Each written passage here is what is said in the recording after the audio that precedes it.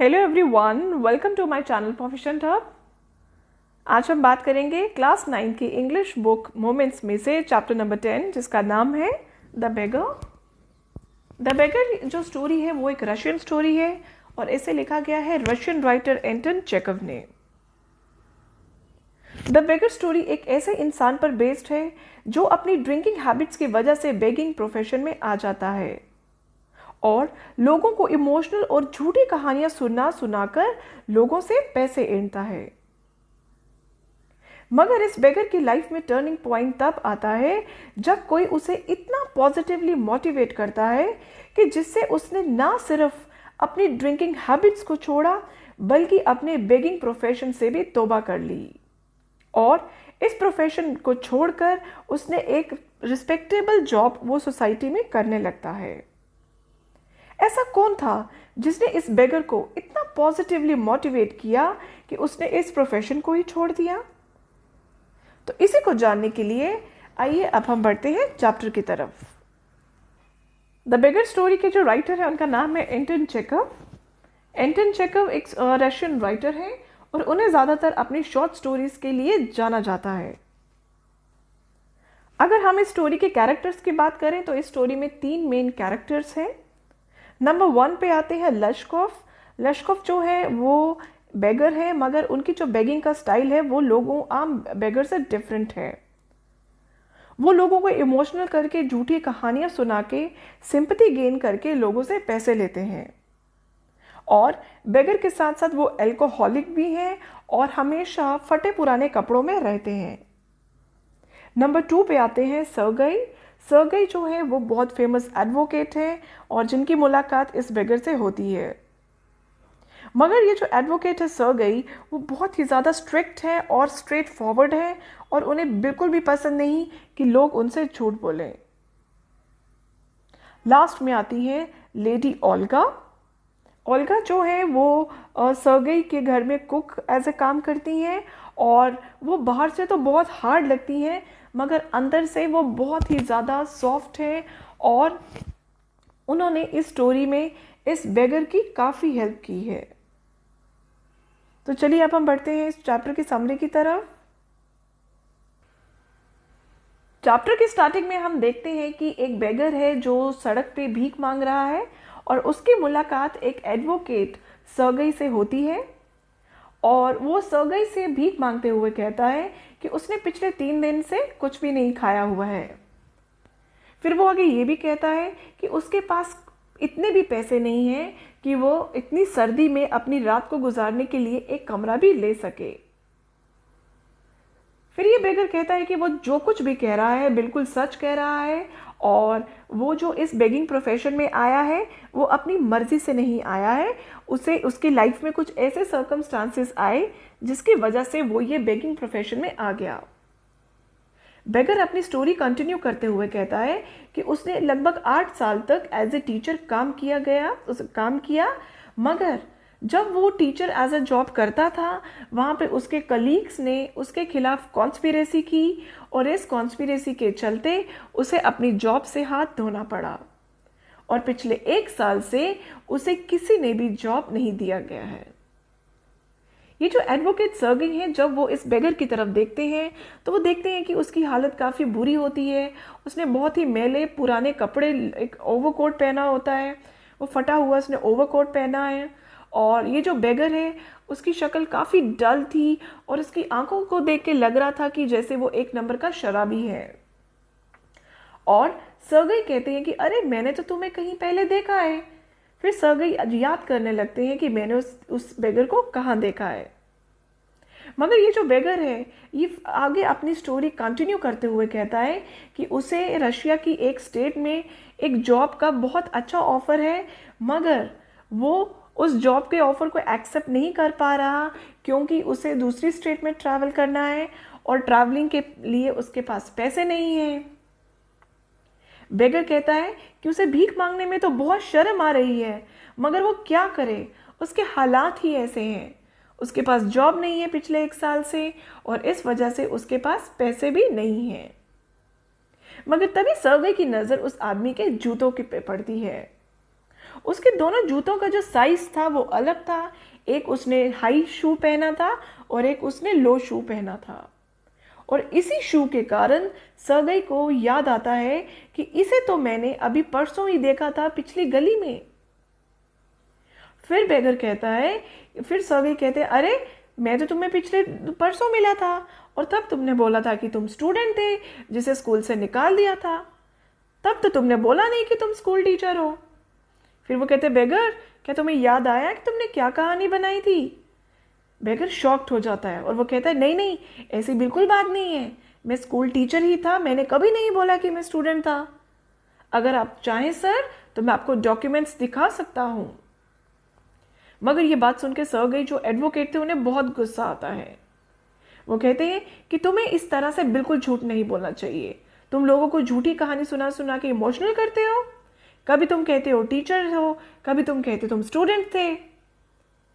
तो इस बात से सर्गेई काफ़ी गुस्सा हो जाते हैं और वो उस बेगर पे चिल्लाने लगते हैं कि तुम बहुत ही ज़्यादा डिसऑनेस्ट हो, तुम लोगों से धोखा करते हो, मैं अभी तुम्हें पुलिस के हवाले करता हूं। बेगर को जब लगता है कि उसका झूठ पकड़ा गया है तो वो अपने इस झूठ को कन्फेस करता है और वो सर्गेई से कहता है कि हाँ, ना ही वो कभी टीचर था और ना ही वो स्टूडेंट था।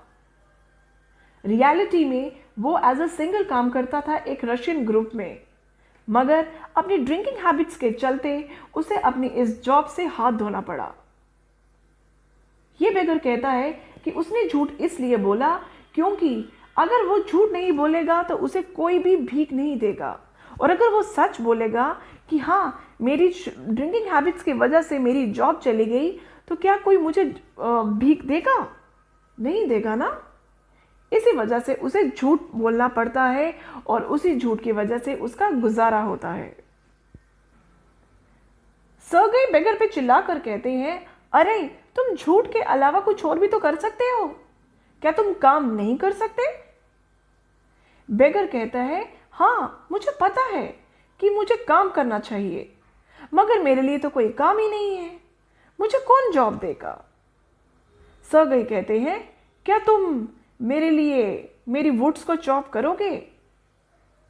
बेगर कहता है कि हाँ, वो वुड्स को चॉप करना चाहेगा, मगर वो कह रहा है ये जो विंटर सीजन चल रहा है यहाँ पे अच्छे से अच्छे वुड कटर्स के पास भी काम नहीं है, तो उसे कौन काम देगा? सर्गेई कहते हैं, मैं तुम्हें काम दे रहा हूं, क्या तुम मेरे घर पे चल के मेरी लकड़ियों को चॉप करोगे? बेगर कहता है, हाँ क्यों नहीं, मैं आपके घर जाके आपकी वुड्स को जरूर चॉप करूंगा। और इस तरह से सर्गेई उसे अपने घर में ले आते हैं। वहां पे सर्गेई बेगर की मुलाकात अपनी कुक ओल्गा से करवाते हैं। ओल्गा जो थी वो एक मिडिल एज लेडी थी और सर्गेई अपनी कुक ओल्गा से कहते हैं कि इस बेगर को वुड शेड पे ले जाओ और वहां पर उसे लकड़ियां काटने के लिए दे दो। सर्गेई आगे कहते हैं कि वो बिल्कुल देख सकते थे कि ये जो बेगर था इसका काम करने का बिल्कुल भी मन नहीं था, और ये उन्होंने उसकी बॉडी लैंग्वेज से देखा, किस तरह वो अपने शोल्डर्स को श्रग करता हुआ जाता है और वो कुक के पीछे पीछे चलता है। और सर्गेई कहते हैं कि ऐसा उसने इसलिए काम करने के लिए हाँ भरी होगी क्योंकि वो भूखा था और वो अपनी बातों में भी फंस गया था। जैसे कि उसने बोला था कि हाँ, वो काम की तलाश तो कर रहा है मगर उसे कोई काम नहीं दे रहा। इसी वजह से जब सर्गेई ने उसे जॉब की ऑफर की तो वो अपनी बातों में फंस गया और उसे हाँ कहनी पड़ी। सर्गेई कहते हैं कि वो बिल्कुल देख सकते थे कि ये बेगर जो था वो थोड़ा हेजिटेंट था, क्योंकि एक तो वो भूखा था और दूसरा जो था उसकी जो बॉडी थी वो बिल्कुल भी फिट नहीं थी, क्योंकि उसने ड्रिंकिंग हैबिट्स की वजह से उसकी बॉडी पे काफ़ी ज़्यादा असर हुआ था और वो शराब के नशे में धुत रहता था, और जिसकी वजह से वो ये जो चॉपिंग वुड्स का काम था वो उसके लिए बिल्कुल भी फिट नहीं था, क्योंकि उसके लिए किसी एक ऐसे इंसान की ज़रूरत होती है जो फिज़िकली बहुत ही ज़्यादा स्ट्रॉन्ग हो। मगर ये बेगर जो था पी कर इसने अपनी जो हेल्थ थी काफ़ी ख़राब कर ली थी और वो इस लेबोरियस काम के लिए बिल्कुल भी फिट नहीं बैठता था। सर्गेई अपने डाइनिंग रूम से वुड शेड की तरफ देखते हैं और वो इस चीज़ को नोटिस करते हैं कि जो उनकी कुक ओल्गा है उसका बिहेवियर बेगर की तरफ बिल्कुल भी अच्छा नहीं होता। ओल्गा जो थी वो बेगर की तरफ गुस्से से घूरती है और उसे एल्बो से धक्का मारते हुए दरवाजे को बंद कर देती है। और वहाँ पे वो देखते हैं कि जो बेगर है, जो कभी अपने आप को टीचर कहता था, कभी स्टूडेंट कहता था, झूठ बोलता था, वो उस लकड़ियों पर बैठ जाता है क्योंकि उसके सामने बहुत सारा काम होता है चॉपिंग का, और उसे वुड्स को चॉप करने का मन बिल्कुल भी नहीं होता है। और वो अपने इस काम को देखकर परेशानी में आ जाता है।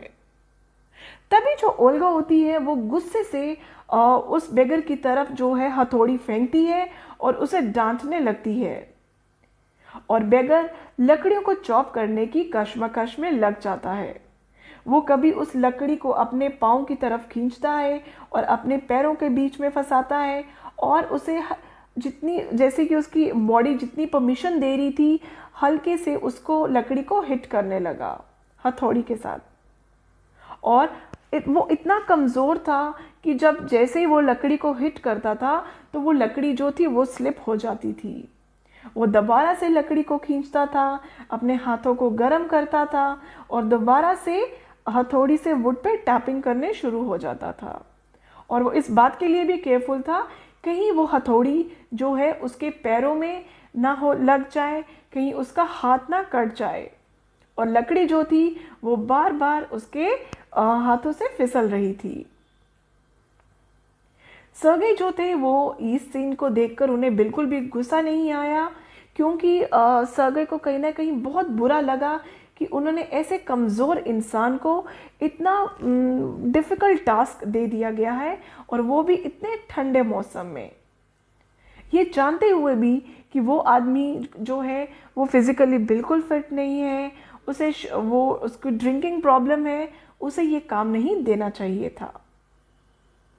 मगर थोड़ी देर के बाद ही ओल्गा वहाँ पर आती है और वो सर्गी को कहती है कि उस बेगर ने सारी की सारी लकड़ियाँ चॉप कर दी हैं।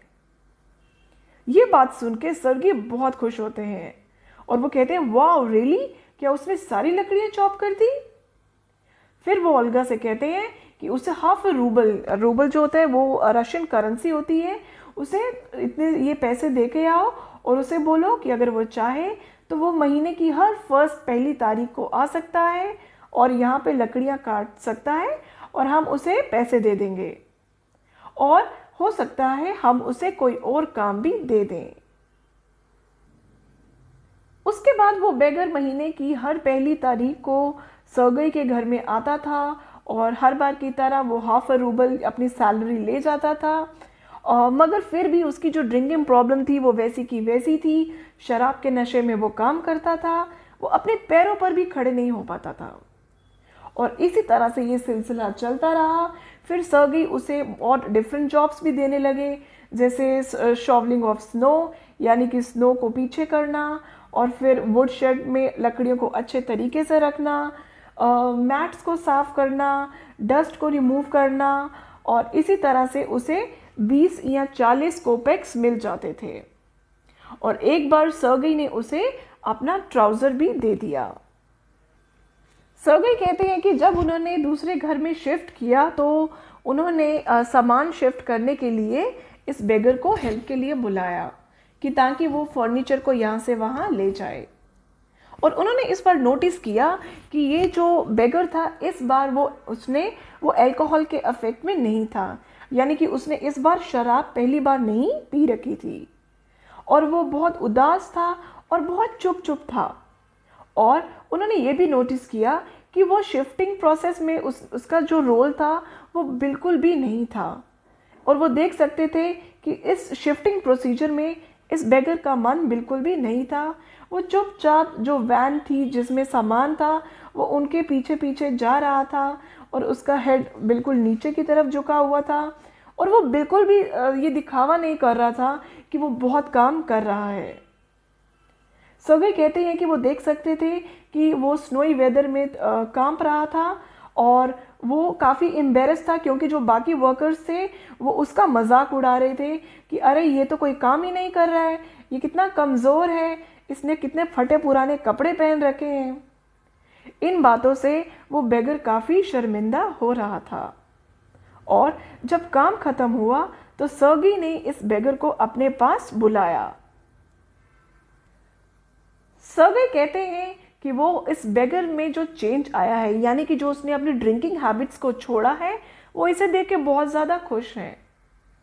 और सर्गी कहते हैं कि ज़रूर उस बेगर ने जो है वो सर्गी की डांट से तंग आकर ही इस ड्रिंकिंग हैबिट को छोड़ दिया है। और फिर सर्गी उसे 1 रूबल देते हैं और पहली बार वो उस बेगर से उसका नाम पूछते हैं। तो बेगर कहता है कि उसका नाम जो है वो है लश्कॉफ। और फिर वो सर्गी लश्कॉफ से पूछते हैं कि क्या वो काम करने में इंटरेस्टेड है। सर्गी उसे कहते हैं कि मैं तुम्हें एक बेटर, इससे भी अच्छा काम दूंगा, क्या तुम लिख सकते हो। लश्कॉफ कहता है हाँ, वो लिखना जानता है। फिर सर्गी उसे एक लेटर हैंड ओवर करते हैं और वो कहते हैं कि तुमने ये लेटर मेरे फ्रेंड को डिलीवर करनी है। और फिर सर्गी कहते हैं कि मेरा जो फ्रेंड है वो तुम्हें कुछ काम देगा जो तुमने कॉपी करना है उस काम को। और वो बेगर से ये भी कहते हैं, लश्कॉफ से कहते हैं कि तुम्हें बहुत मेहनत करनी होगी। फिर इस बात के बाद जो बेगर है यानी कि लश्कॉफ है, वो उनके फ्रेंड को लेटर देने के लिए चला जाता है। सर्गी इस बात को लेकर काफी खुश थे कि फाइनली उन्होंने एक बिगड़े हुए इंसान को सीधे रास्ते पर ला दिया है। और खुश होकर उन्होंने लश्कॉफ के शोल्डर पर बहुत प्यार से ऐसे टैपिंग किया, उसके साथ पहली बार हाथ मिलाया। उसके बाद लश्कॉफ उस लेटर को लेकर चला गया उनके फ्रेंड को डिलीवर करने के लिए और दोबारा कभी भी नहीं लौट कर आया। 2 साल के बाद एक बार सर्गी जब एक थिएटर की टिकट लेने के लिए टिकट विंडो पे खड़े होते हैं तो वो देखते हैं कि लश्कॉफ उनके साथ खड़ा हुआ है। लश्कॉफ इस टाइम पर उसने बहुत ही अच्छे कपड़े पहने होते हैं, उसने बहुत ही खूबसूरत कोट पहना होता है और जो कोट का कॉलर होता है वो बहुत ही फाइन फर से बना होता है, यानी कि बहुत ही एक्सपेंसिव फर से बना होता है। और जो उस लश्कॉफ ने जो कैप पहनी थी वो भी सील स्किन की थी। उसकी ड्रेसिंग सेंस इंडिकेट करती थी कि वो बहुत ही अच्छी कंडीशन में है और अब वो फाइनेंशियली भी वेल ऑफ है। फिर सर्गी लश्कॉफ को पहचान जाते हैं और उससे गले मिलते हैं और पूछते हैं कि वो कैसा है और वो क्या कर रहा है और उसकी लाइफ में क्या कुछ नया है। लश्कॉफ कहता है कि वो ठीक ठाक है और वो एज ए नोटरी काम करता है और इस जॉब के लिए उसे 35 रूबल्स अ मंथ मिलते हैं।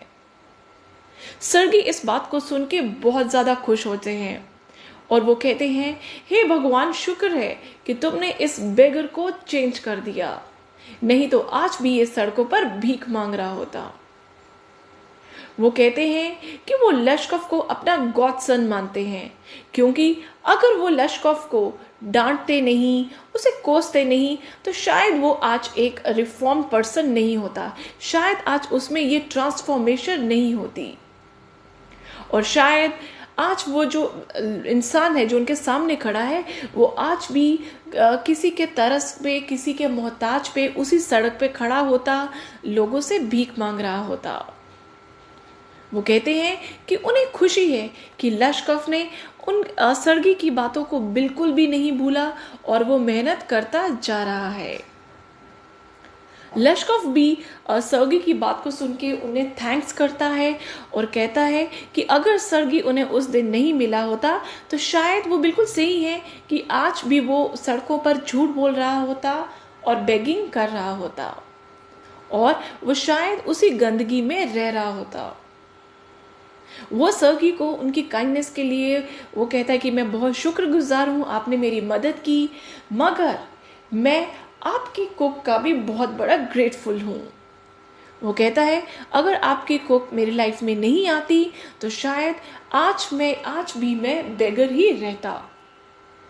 वो कहता है कि माना सर्गी ने उनकी बहुत हेल्प की है, उनके साथ बहुत अच्छा एज ए बिहेव किया है, मगर मेरे में जो ट्रांसफॉर्मेशन आई है, लशकॉफ कहते हैं कि मैं जो आज चेंज हुआ हूँ वो सारा का सारा क्रेडिट वो ओल्गा को देते हैं। सर्गेई इस बात को सुन के काफी हैरान होते हैं कि बेगर का जो ट्रांसफॉर्मेशन हुआ है उसका क्रेडिट उन्हें ना मिलके बल्कि ओल्गा को मिला है। लशकॉफ कहते हैं कि हाँ, सारा का सारा क्रेडिट वो ओल्गा को देते हैं, क्योंकि ओल्गा ही वो लेडी थी जिसने अपना सच्चा कंसर्न जो था वो उस बेगर को दिखाया था। ओल्गा ने उस बेगर को ये एहसास करवाया था कि जो उसकी ड्रिंकिंग हैबिट है ये उसकी लाइफ को स्पॉइल कर सकती है। ओल्गा जब वो वुड चॉपिंग के लिए आता था तो ओल्गा उसके सामने बैठती थी और वो घंटों रोती रहती थी उसकी कंडीशन को देख के, और वो हमेशा इस बात का दुख जताती थी कि बेगर जो है अपनी कंडीशन को इम्प्रूव क्यों नहीं कर रहा है। फाइनली ओल्गा की सफरिंग, ओल्गा के कंसर्न, ओल्गा की अच्छी हैबिट्स, अच्छी डीड्स को देख के लशकॉफ ने ये डिसाइड किया कि वो अपने अंदर एक चेंज लाएगा। और हाँ, एंड में लशकॉफ ने एक सरप्राइज भी रिवील किया। उसने सर्गेई को यह भी बताया कि उसने सर्गेई के घर में एक भी लकड़ी चॉप नहीं की है। जी हाँ, सर्गेई कहता है कि जितना भी चॉपिंग का काम था वो सब का सब ओल्गा ने किया। लशकॉफ की बहुत ही कमजोर हालत को देख के ओल्गा ने उसे वो काम नहीं करने दिया, बल्कि उसने वो सारा का सारा काम खुद किया, और जितने भी उसके पैसे थे जो बनते थे ओल्गा ने खुद ना लेकर उस लशकॉफ को दे दिए। एंड में लशकॉफ कहता है कि ओल्गा ने उसकी लाइफ को पूरी तरह से ठीक कर दिया, और इस बात को लेकर वो ओल्गा को कभी भी नहीं भूल सकता और वो ओल्गा का काफी थैंकफुल है। तभी वहां पर थिएटर में बेल बजती है और लशकॉफ जो है वो सर्गी को बाव करता है और गैलरी की तरफ चला जाता है। तो फ्रेंड्स, यहाँ पे ये चैप्टर खत्म होता है। अगर हम इस चैप्टर के मॉरल की बात करें, लेसन की बात करें, तो हमें ये लेसन मिलता है कि अगर हम अपनी लाइफ में किसी की भी हेल्प करते हैं तो हमें कभी भी ये जताना नहीं चाहिए कि हमने उसकी कितनी मदद की। हमें इस बात का बिल्कुल भी शो ऑफ नहीं करना चाहिए। हमें हमेशा दूसरों की मदद बिल्कुल सेल्फलेस मोड में करनी चाहिए, बिना स्वार्थ के, जैसे ओल्गा ने किया। और ओल्गा के इसी बिहेवियर को देख के लशकॉफ ने बेगिंग और ड्रिंकिंग हैबिट्स को बिल्कुल छोड़ दिया और नोटरी बन गया। तो फ्रेंड्स, यहां पे ये स्टोरी खत्म होती है। अगर आपको मेरी ये वीडियो पसंद आई हो तो प्लीज़ इसे लाइक कीजिएगा, शेयर कीजिएगा और सब्सक्राइब भी कीजिएगा। Thank you so much. Bye everyone.